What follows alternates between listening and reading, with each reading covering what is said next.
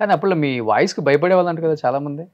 కొంచెం గట్టిగా అరిసేవాళ్ళం, భయపడేవాళ్ళం కాదు. సో హీరో అవటం అంటే it's very very tough job. Okay.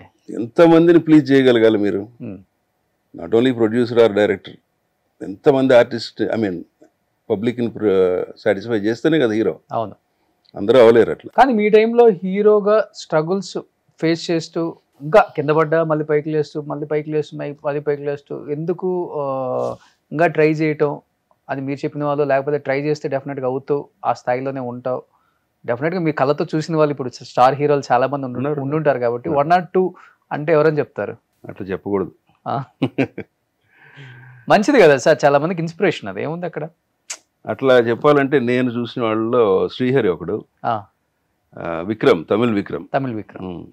అతను నాకు బాగా ఫ్రెండ్లీగా ఉంటాడు. Srihari is also very friendly.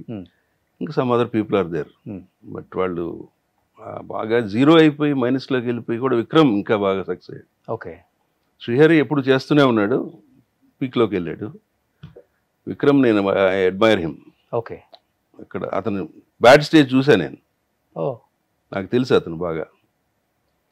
మన కొంతమంది ఎలా బిహేవ్ చేసేవారు, ఎవరితోనే అంతే, నాతోనే అంతే బిహేవ్ చేస్తారు. I have no fame, nothing. నేను ఎవరికి కావాలి, ఎవరి దారి నడిపోతా ఉంటారు. కనీసం పలకరించే మాటల్లో కూడా ప్రేమ ఉండదా? ఏం అవసరం ఏంటి, ఆడిపనులు ఆడుంటాడు. ఇండస్ట్రీ ఇలా ఉంటుందా సార్? డెఫినెట్లీ. మరి కొంతమంది నీతి పాఠాలు చెప్తారు, ప్రాక్టికల్గా చెప్పలేకూడదండి. అంటే this is completely money involved. Okay. ఎవరికి అప్లికేట్ చేయలేరు. ఎందుకు చేయాలి, మనం ఇస్తాడు ఆడు ఇవ్వడు కదా. That is what I feel. Okay. Business is business. అంటే సక్సెస్ లో ఉన్నప్పుడు ఓహో అన్న నవభారత్ బాలాజీ అలాంటి మాటలు చూసారు. ఒక ఫెయిల్యూర్ వచ్చినప్పుడు కనీసం ఫోన్ కూడా ఎత్తని వాళ్ళని కూడా చూసారు. ఓకే. లైన్లో నుంచి తిన్నది కూడా ఉంది. నేను ఆర్టిస్ట్గా వెళ్ళి, నీ స్టేటస్ అంతే ఆ రోజు, నువ్వు మర్యాద తెప్పించుకోవాలి కానీ అడిగి తెచ్చుకోకూడదు. నిన్ను చూస్తే మర్యాద ఇచ్చే లెవెల్లో మనం ఉండాలి. అంతేగాని దానికి బెదిరించో అల్లరి చేసో ఒకరోజు పెడతారు, 2వ రోజు తీసేస్తారు.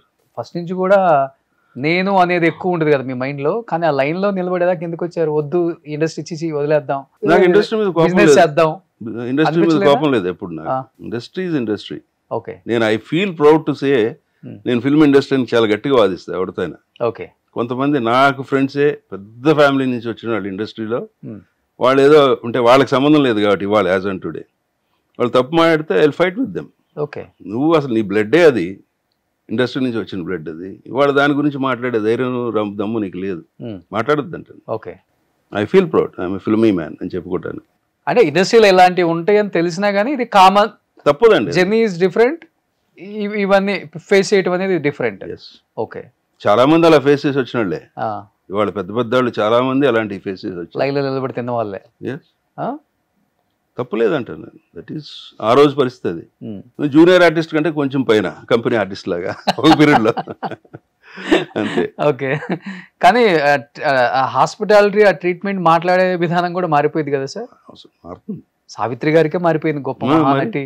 భోజనం క్యారియర్, మధ్యాహ్నం భోజనం పెట్టలేదంటే అవును వేరే ఆర్టిస్ట్ పెట్టారని కూడా ఎంతో మంది ఇంటర్వ్యూలలో చెప్పారు. అది దిస్ ఇస్ ఆల్ అంతే. సక్సెస్, ఫెయిల్యూర్ అంతే, 2 అనుభవించాలి. ఇక్కడ చాలా నేర్చుకున్నారు సార్ 38 years. కాకపోతే ఎప్పుడు కూడా నేను I don't take it heart. ఏది కూడా భయపడిపోయో కంగారు పడిపోయో అదేం ఉండదు, చాలా స్మూత్గా వెళ్ళిపోతుంటే ఓకే వాళ్ళు ఇంతే. Go head. చలో. సుమన్ టీవీలో మీ పర్సనల్ అండ్ బిజినెస్ ప్రమోషన్స్ కోసం కింది నెంబర్కి కాంటాక్ట్ చేయండి.